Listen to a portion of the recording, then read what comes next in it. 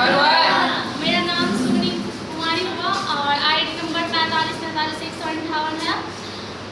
मुझे चेक पाकर बहुत खुशी मिल रही है और इसके लिए हम बहुत ज़्यादा इंतज़ार किए। ठीक है, होता है ना 1531 सबका आता था तो सोच रहता था कि काश मेरा भी आए, लेकिन होता है ना एक सीनियर सही राह देता है। ठीक है, तो हम चंदन सर को बोलते भी थे सर मेरा 4500 का चेक मंगवा दीजिए, लेकिन सर मेरे लिए कुछ अच्छा सोचे थे और बाकी बात दीदी लोग हैं उन लोग भी सपोर्ट किए कि नहीं सोनी अभी मत मंगाओ, जब होगा ना तो तुम्हारा अपने आप चले आएगा। तो फिर सर सिर्फ बोले काम करने के लिए, तो हम काम करते रहे और देखिए अभी क्या होता है, मेरा दुआ भी हो गया और 2 स्टेप का चेक भी आया है। कितना का चेक है आपका?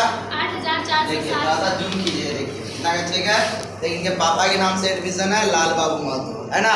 तो आज चेक पाकर के अच्छा लगा। आज आपका एडमिशन कौन कराया था? मेरी बड़ी बहन है सुधा कुमारी, वही कराया। चलिए जोरदार पीक ला।